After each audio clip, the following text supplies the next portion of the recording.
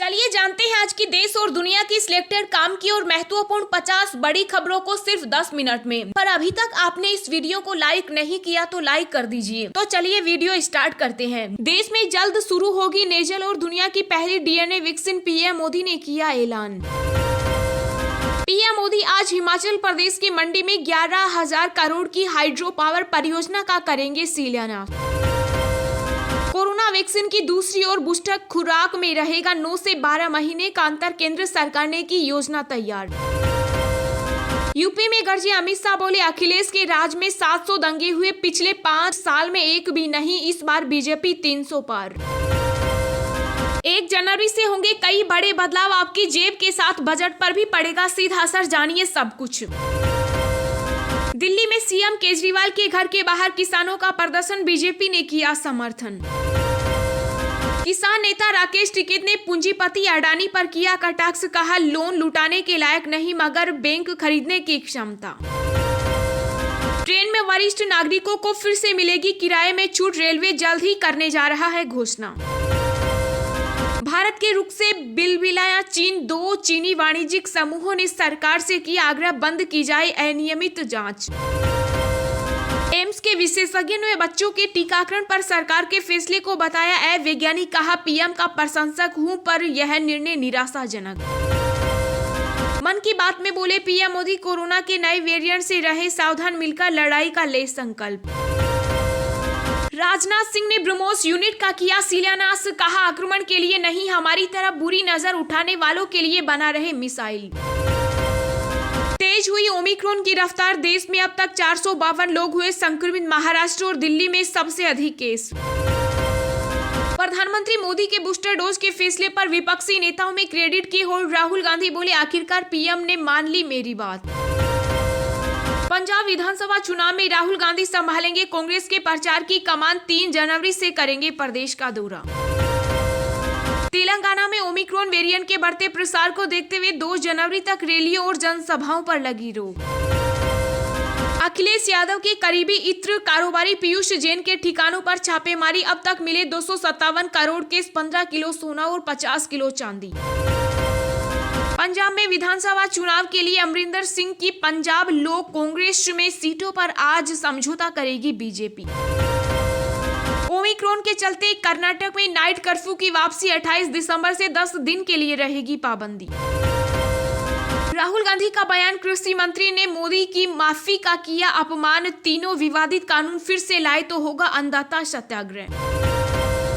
नए साल पर यूपी के किसानों को मिलेगा तोहफा, योगी सरकार राज्य में इन परियोजनाओं की करेगी शुरुआत।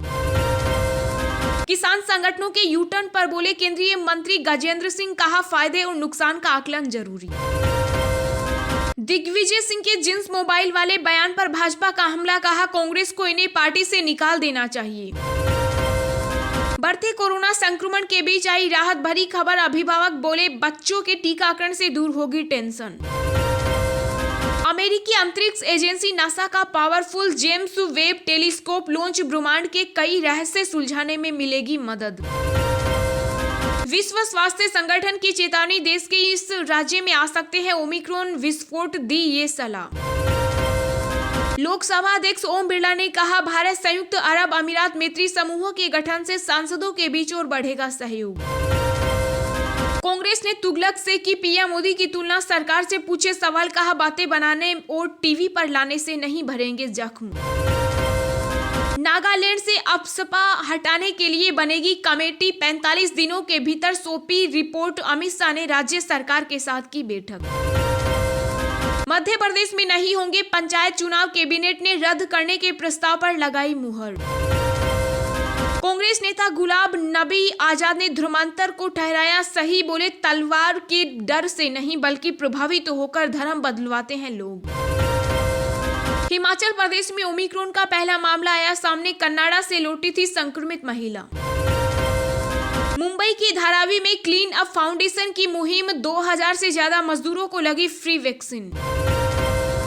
बिहार के मुजफ्फरनगर में बड़ा हादसा, नूडल्स फैक्ट्री में फटा बॉयलर, कई किलोमीटर दूर तक महसूस किए गए झटके।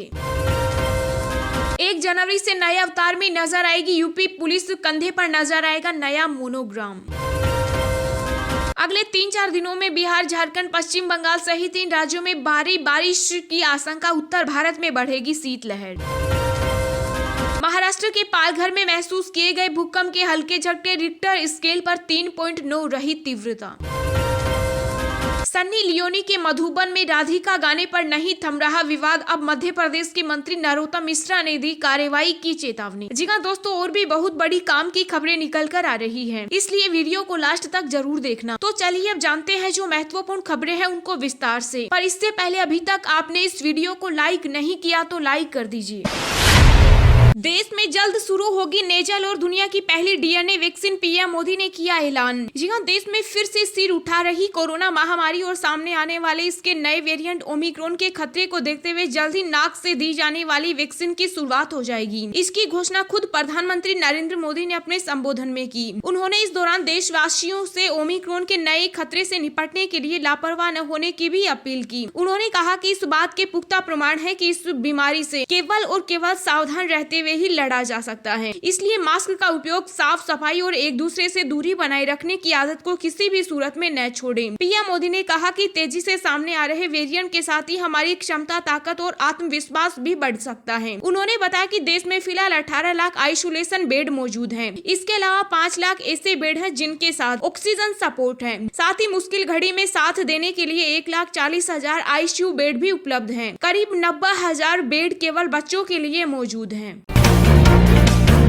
1 जनवरी से होंगे कई बड़े बदलाव। आपकी जेब के साथ बजट पर भी पड़ेगा सीधा असर। जानिए सब कुछ। जी हाँ, नया साल शुरू होने में चंद दिन बाकी हैं। साल बदलने के साथ 1 जनवरी से कई नियम भी बदलने वाले हैं। आइए जानते हैं 1 जनवरी 2022 से बदलने वाले इन नियमों के बारे में। जी हाँ, 1 जनवरी से एटीएम से पैसे निकालना महंगा होने वाला है। आरबीआई के नए नियम के अनुसार अब कस्टमर तय सीमा के बाद एटीएम से ट्रांजैक्शन करते हैं तो उन्हें प्रति ट्रांजैक्शन पर 21 रुपए देने होते हैं, जिस पर अलग से कस्टमर को जीएसटी भी देना होगा। वहीं इंडियन पोस्ट पेमेंट बैंक ने जानकारी दी है कि 1 जनवरी से नकद निकासी और जमा करने पर लगने वाले शुल्क में बदलाव किया गया। नए नियम के अनुसार अगर कोई customer Indian post payment bank से निर्धारित फ्री लिमिट क्रॉस करके लेन देन करता है तो उसके अतिरिक्त चार्ज चुकाना होगा। गूगल 1 जनवरी से Google ad, YouTube, Google play store और अन्य सर्विस के लिए चार्ज करना शुरू करेगा। वहीं गूगल अब आपके कार्ड से किए गए पेमेंट की डिटेल को सेव भी नहीं करेगा, इसलिए अब आपको हर महीने मैनुअल भुगतान करना होगा। इसके अलावा हर 1 महीने की पहली तारीख को तेल कंपनियां गैस सिलेंडर का भाव तय करती हैं। ऐसे में देखना होगा कि क्या इस बार एलपीजी गैस सिलेंडर की कीमतों में कोई इजाफा होता है या नहीं। ट्रेन में वरिष्ठ नागरिकों को फिर से मिलेगी किराए में छूट। रेलवे जल्द ही करने जा रहा है घोषणा। जी हाँ, कोरोना वायरस की वजह से रेलवे ने वरिष्ठ नागरिक को मिलने वाली रियायतों को बंद कर दिया था, लेकिन ऐसी संभावनाएं बन रही है कि आने वाले वक्त में ट्रेन किराए में चलने वाली छूट दोबारा शुरू हो जाएगी। इसी के साथ में ही कई अन्य सुविधाएं भी शुरू करने की तैयारी हो रही है। रेल मंत्री अश्विनी वैष्णव ने कहा कि उम्मीद है कि वरिष्ठ नागरिक सहित कई तरह की रियायत की सुविधा जल्द शुरू होगी। लखनऊ जंक्शन का निरीक्षण करने आए रेलवे बोर्ड सेवा समिति के अध्यक्ष रमेश चंद्र ने यह जानकारी दी। रमेश चंद्र ने कहा कि भारतीय रेलवे वरिष्ठ नागरिकों को कई रियायतें देता है। महिलाओं को 50% छूट और पुरुषों को 40% रियायत देता है। इसके लिए महिलाओं की न्यूनतम आयु सीमा 58 साल और पुरुषों के लिए 60 वर्ष होनी चाहिए। जुलाई 2016 में रेलवे ने टिकट बुक करवाते समय बुजुर्गों को मिलने वाली छूट को वैकल्पिक बना दिया था। उसके बाद कोरोना वायरस संक्रमण के वक्त लगे लॉकडाउन में इस छूट पर रोक लगा दी गई थी। यूपी में गरजे अमित शाह बोले अखिलेश के राज में 700 दंगे हुए, पिछले 5 साल में एक भी नहीं, इस बार बीजेपी 300 पार। जी हां, आगामी उत्तर प्रदेश विधानसभा चुनाव के मद्देनजर सभी राजनीतिक दल जनता को लुभाने के लिए अपने अपने पैंतरे आजमा रहे हैं। इसी कड़ी में केंद्रीय गृह मंत्री और बीजेपी के रणनीतिकार अमित शाह ने यूपी के कासगंज में एक बड़ी रैली को संबोधित किया। उन्होंने अपने संबोधन में कहा कि वज्र क्षेत्र बीजेपी का गढ़ था है और हमेशा रहेगा। इस बार विधानसभा चुनाव में बीजेपी को 300 से ज्यादा सीटें मिलेगी। इस दौरान मंच पर उप मुख्यमंत्री केशव प्रसाद मौर्य और बीजेपी प्रदेश अध्यक्ष स्वतंत्र देव सिंह भी मौजूद रहे। गृह मंत्री शाह ने कहा कि सपा बसपा पर निशाना साधते हुए कहा कि बुआ बबुआ की पार्टियां जातिवादी पार्टियां हैं। बहन जी आती है तो एक जाति का काम करती है, अखिलेश जाते हैं तो दूसरी जाति का काम करते हैं, मोदी जी योगी जी जाते हैं तो सबका साथ सबका विकास सबका विश्वास होता है। उन्होंने कहा कि उत्तर प्रदेश में योगी जी की सरकार ने 86 लाख किसानों को 36,000 करोड़ रुपए का ऋण माफ किया। मन की बात में बोले पीएम मोदी, कोरोना के नए वेरिएंट से रहे सावधान, मिलकर लड़ाई का ले संकल्प। जी हां, प्रधानमंत्री नरेंद्र मोदी ने अपने मासिक रेडियो कार्यक्रम मन की बात में राष्ट्र को संबोधित किया। प्रधानमंत्री ने देशवासियों को नए साल की बधाई दी। इसके साथ ही उन्होंने कोरोना महामारी से लड़ाई का जिक्र किया। पीएम मोदी ने कहा कि कोरोना का नया वेरिएंट ओमिक्रॉन देश में दस्तक दे चुका है, हमें सावधान रहने की जरूरत है। मन की बात में पीएम मोदी ने शहीद ग्रुप कैप्टन वरुण सिंह को याद किया और कहा कि ग्रुप कैप्टन वरुण सिंह ने लिखा कि अगर वो एक भी छात्र को प्रेरणा दे सके तो ये भी बहुत होगा। पीएम मोदी ने कहा कि आज दुनिया भर में वैक्सीनेशन के जो आंकड़े हैं उनका मुकाबला भारत से किया जाए तो लगता है कि देश ने कितना अभूतपूर्व काम किया है। उन्होंने कहा कि देश ने बहुत बड़ा लक्ष्य हासिल किया। वैक्सीन की 140 करोड़ डोज के पड़ाव को पार करना प्रत्येक भारतवासी की अपनी उपलब्धि है। इसके अलावा ओमिक्रॉन के प्रकोप पर प्रधानमंत्री ने चिंता जताते हुए कहा कि वैज्ञानिक इस पर काम कर रहे हैं, हमें अभी सावधानी बरतने की जरूरत है। दिन भर की ताजा खबरें सबसे पहले पाने के लिए चैनल को सब्सक्राइब करें और बेल आइकन को प्रेस करके ऑल को सेलेक्ट करें।